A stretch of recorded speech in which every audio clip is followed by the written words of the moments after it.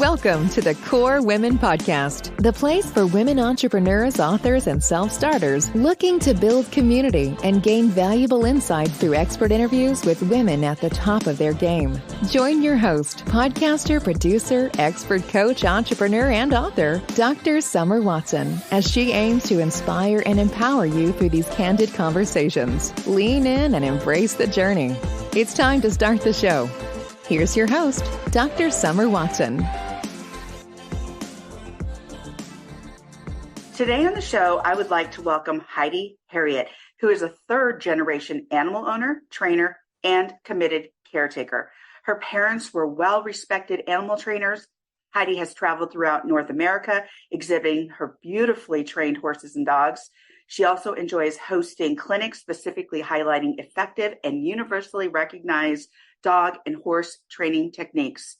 Heidi served as the head trainer and or animal consultant for various venues at such places as Tournament of Kings show at Excalibur in Las Vegas and Walt Disney World Company in Florida.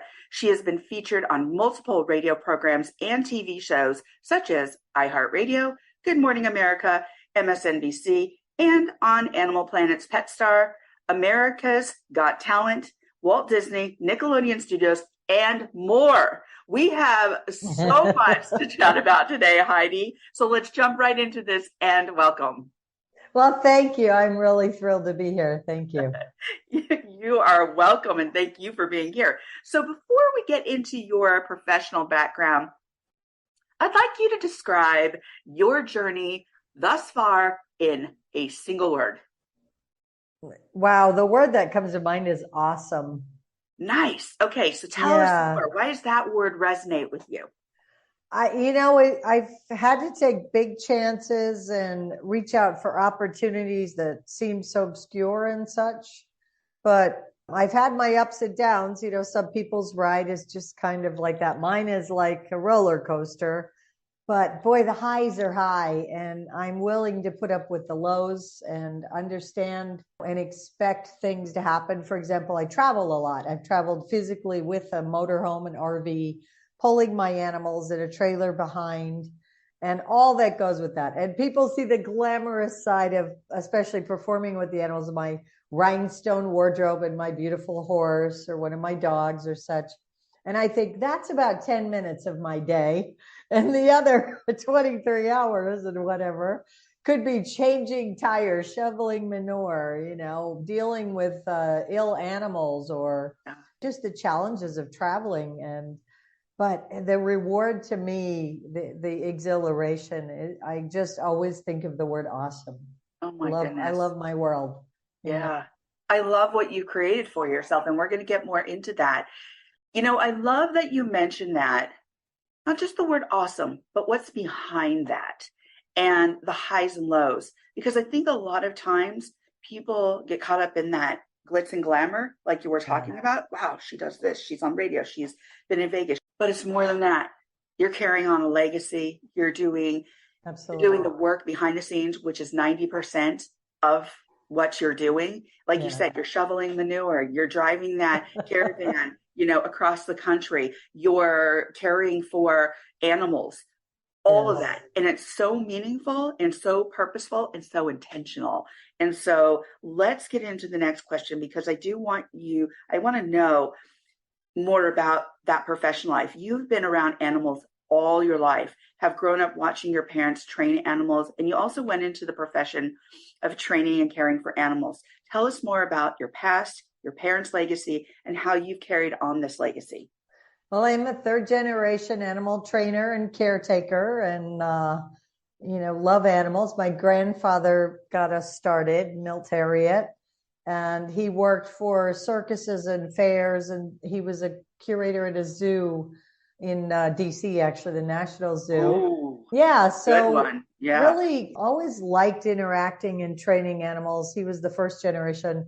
My father picked up that ball and ran with it. My mother was a farm girl who, the Toby Tyler story, ran away and joined the circus, met my father, the animal trainer, and together they carried on the legacy of working with animals. So I grew up with a menagerie of animals. And we call my dad Dr. Doolittle, a veritable Dr. Doolittle. So, long before I heard those words, it was like my father communicated with animals in a way that just seemed superhuman, but to me it was, an everyday occurrence. In my young life, I grew up with elephants, camels, horses, llamas, zebras, goats, pigs, dogs, and little ponies and miniature horses and stuff. And that was my playground, my sisters and I. And what's really cool about that? Farm families too are the same, agricultural families. When you grow up with animals to that extent, you do not come first. You don't even come second or third, Yeah. It's about the world around you. It's about understanding we have to take care of those animals. We're their stewards or caretakers. My father and mother drilled that into us. And that no matter what, birthdays, holidays, whatever, the animals came first. And it's a really great way to find out, one, that to understand the world is bigger than you, but also to find out what you're made of, because it's a lot of work, a lot of heartache, a lot of joy. Anybody who has a family pet can relate to some of that, but then take that to a much bigger scenario. And it was, just an awesome way to grow up. And again, the highs and lows of that world. And some people don't embrace it. I went away for a while when I was an adult and then came back and was all in. Perspective is a wonderful thing. It really is. So you now carry on this legacy. Yes. So tell us, when you came back to it and you created or carried on that legacy, what did that look like for you? How did that develop for you? What was the impetus for saying, I want to do this too? So the opportunities presented themselves because growing up as a Herriott in the animal world, in the circus world, like Ringling Brothers and that, is like being a Kennedy in politics. Our name was known and our reputation was good. That being said, it might get you opportunities, but you still have to fulfill the opportunities and do good. And my father, at the risk of having us mar the reputation or have any nepotism, actually withheld opportunities from us, made us try even harder, which, my parents are gone now, but there are times I think back on that and I didn't do it that way with my children. I fully understood the aspect of it. He just went to greater lengths. So I wasn't handed anything. I had to figure it all out. They didn't give me any animals or equipment or anything like that. So I just chose, I was also an aerialist. I did trapeze. In the circus world, it's like a movie. You can learn everything. I have a sister who's a juggler. And so, but we all work with animals was kind of first and foremost. So I traveled with my trapeze and my horses. And I chose to do it because I loved it. I went through school, got out of school, and couldn't wait to go on the road. I graduated from high school a semester early, had my own motorhome, and off I went. My apartment was on wheels. And my college was the United States and beyond. And then I backed up and went to college because I wanted to see what it was all about. I've always had a desire for other things, but at the core, I'm a turtle. I have my shell on my back, and I'm not afraid of being uncomfortable. Probably the biggest gift I got in my world was that it's a big world out there, and embrace it. And, it's going to have its challenges, but the good parts are great. Yeah, absolutely. So you are a well-respected and recognized as an animal welfare expert, and you have served as a national spokesperson. Yes. Tell us more about this and how you support animal welfare. Yeah, so this is a really big thing for me, and this is what has prompted me to start my own podcast and go down this road called Animal Tales. And so growing up as a third generation animal owner, trainer, caretaker, and knowing the animals always come first, and living with elephants. I literally grew up with elephants, Topsy, Eva, and Toby. Oh, and we were about the same age. We literally grew up together. So growing up in that world, my father was a hero to so many. I'm currently going to be a keynote speaker tomorrow at the Circus Fans Convention. I'm here in Newport News, Virginia. So I'm sitting in a business office in a hotel, traveling at the moment.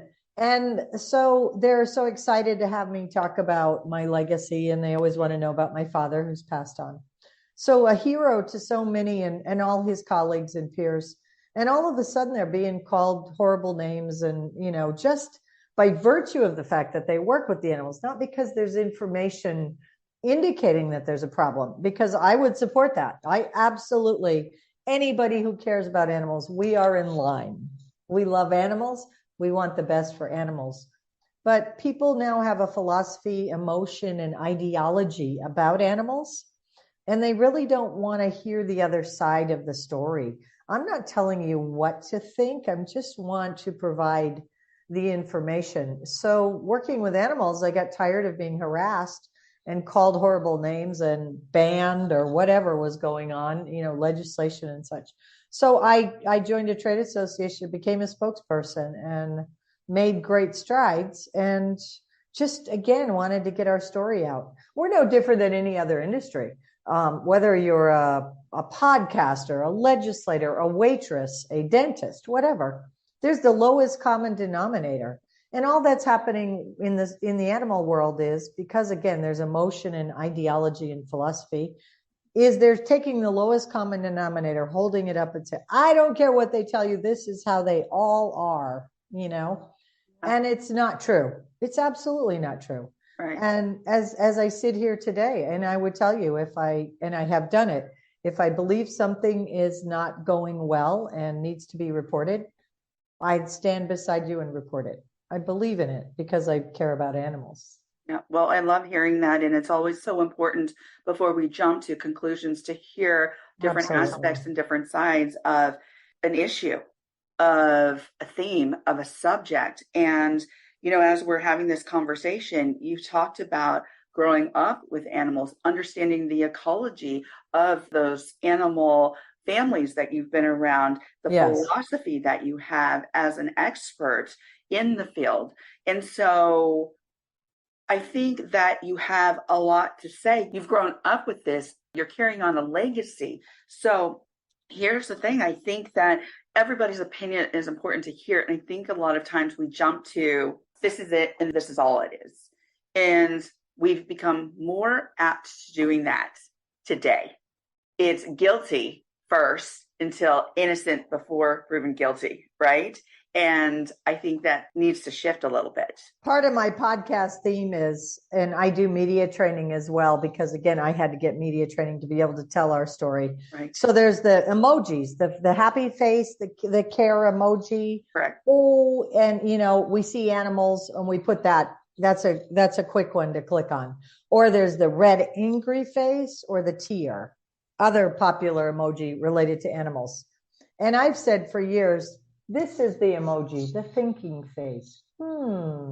Be curious, be inquisitive, be thoughtful, and be willing. And think about that with anything in our world today, politics, all the issues that are out there, guns, abortion, all of that. If we would just at least consider, and everybody has the right to make up their mind, absolutely. But when you start making up other people's mind, telling lies and putting people out of business or using violence or whatever to get your way, there's a problem, right? And so just be the thinking face, just hear what's out there. Then with the information, go ahead and make up your mind and live your life the way you want to live it. But stop taking, there's bans out there for the type of work I do that are just absurd. And you know what? At the heart of it, they're hurting the actual species themselves. They're endangering Asian elephants, for example, even more by the programs that are out there because of being emotional and philosophical. And I go into that in my podcast quite very, very deeply. We're going to talk about that, but I like what you're saying here, and I talk about it often. There's a difference between being reactive and being responsive.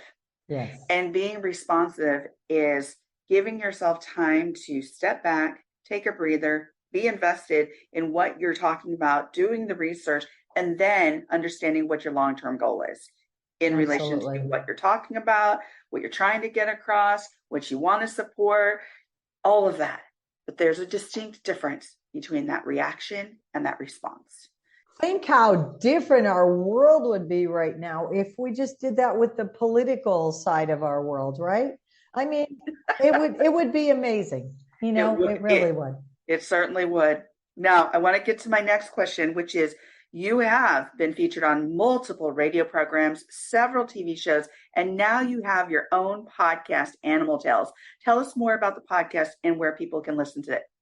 The podcast is going to start airing in probably late October at this point.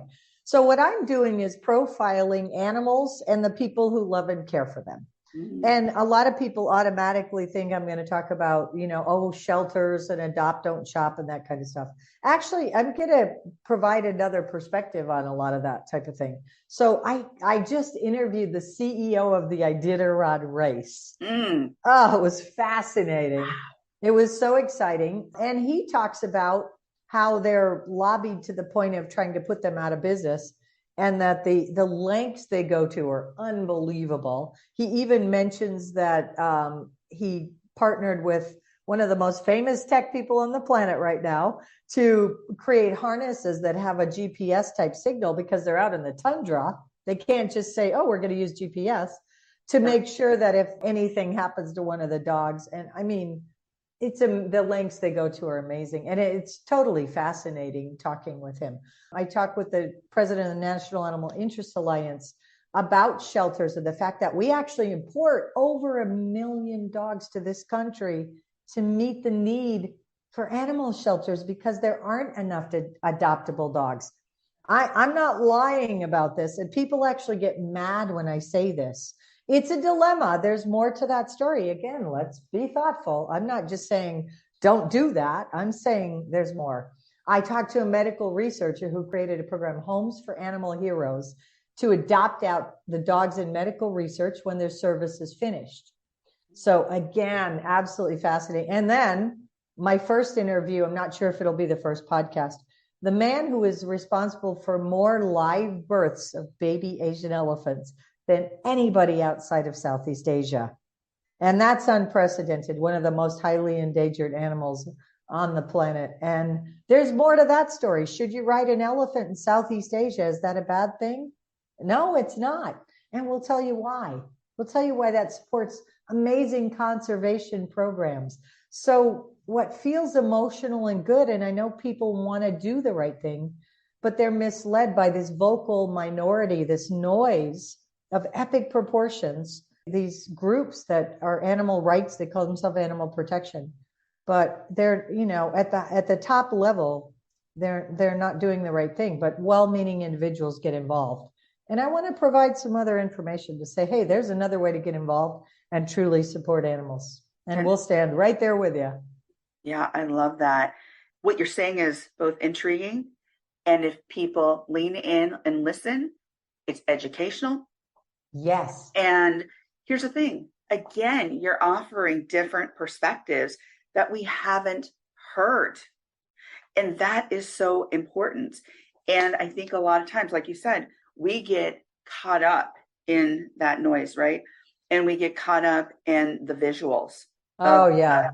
Oh my goodness, of the puppy, of the crying emoji or the angry. Yeah, it's right there. And these people are experts. You can't dispel when you listen to these people. They live it. They do it. They're telling you their story. They're not getting mad. They're not saying everybody else is wrong. They're saying, here's my story. And you just can't dismiss it. These are people who live it every day. And they're the experts the government looks to, Right. It's absolutely fantastic. And those opinions are so important to listen to. Yeah. They may not be the only ones that you're listening to, but they're important to hear. Factor them in. Exactly. And a lot of times we want to hear one opinion, dismiss everything else. And it's like, to be responsive, we welcome others' opinions, others' educational information, the experience and wisdom that they could potentially offer. Because here's the thing, we may not take that all in and swallow all of it. But if we take pieces and we put together our information and go, okay, I have a better understanding of this. I can understand both sides, or I can understand A, B, and C, and I lend to this. Fine. at least you listened. At least you had given yourself the opportunity to hear, digest, and take that out into the world and say, hey, take a listen to this. This is a different opinion. We tend to look for things that support the narrative we're going with. Yeah. And I'm saying, let's get a little uncomfortable. Let's get to the middle, think, and let's hear it, you know? Yeah, I love that. Let's get a little uncomfortable. Let's get uncomfortable, people. Here's what else I love, Heidi, is that as we began this conversation, we talked about where this began, where this started, and how you took your dream and what you learned from the people around you, your parents, and how you took that and you applied it to your life. There's been ups, there's downs, but through all of that, you've gained wisdom. Even through missteps, right? That's absolutely. Wisdom. That's absolutely. Wisdom. Yes. And so all that wisdom has come to this place right here, where you're going to be a keynote speaker tomorrow. You have your podcast. You've traveled the world. You've educated. You've been on TV stations, radio shows. Here you are today. So my last question for you is, as we come to the close of this interview, if you were to leave the listeners with some words of wisdom, what would they be? I would say that it's really important to step outside our comfort zone. And I mentor high school kids when I have the opportunity. It's something I really want to do more of. And a friend of mine who also does the same and works with them to get into college came home yesterday. I was staying with her in Baltimore and said to me, Heidi, what can we do to help these young women? She was meeting with the young women, be more confident. Because her and I both have a confidence that we've worked hard to come by. But I've always had a confidence within myself because I had to get uncomfortable so often. And I think you need to belong to something that's bigger than you. And I think you need to get a little uncomfortable so you can walk in other shoes a little bit. I always think to myself, I wonder what's going on with them, whether somebody's really angry or somebody's sad or something. And boy, find a job. You hear this all the time. Do something, find something you love and make a job out of it, and you'll never work a day in your life. I am so privileged. I work my ass off, but I love what I do. It doesn't feel like work. And people ask me when I'll retire. What? Why? Yeah. Nobody in my world ever retires, you know? Yeah. We have an expression, you want to go with your boots on, you know? Mm-hmm. So, you know, to young folks out there, they are trying to live their best life, but also get a little uncomfortable. You know, the safe zones aren't always the place to be. Sometimes we need to step outside those and just breathe and, you know, be strong, breathe, and find a community to embrace you. We've got to have support. We've got to have a community. And women particularly, help each other, reach out to each other, reach out to young women. I love all these strong women in our world that write books and have been in politics or that, and great voices. Oh my goodness. You know. Well, I love your words of wisdom, Heidi. Thank you so much for joining me on the Core Women podcast today. I love what you do. Thank you for having me on. Absolutely. You can follow Heidi Herriott on LinkedIn, Facebook, and her website at HeidiHerriott.com. Thank you for joining us on the Core Women podcast with Dr. Summer Watson. We're so glad you're here and would love to connect more with you. Find us on Instagram, Facebook, and YouTube at Core Women, and on Twitter at Core Women 1. For more about Core Women and Dr. Watson, visit corewomen.com. Want more support and resources for amazing women like you? Great! Join Dr. Watson and Jen Fontanilla at the Life, Love, and Money Collective, a Core Women production that aids in understanding the key traits that might be getting in the way of living a life that you are absolutely passionate about. Connect with Summer and Jen and find out more at thelifeloveandmoney.com.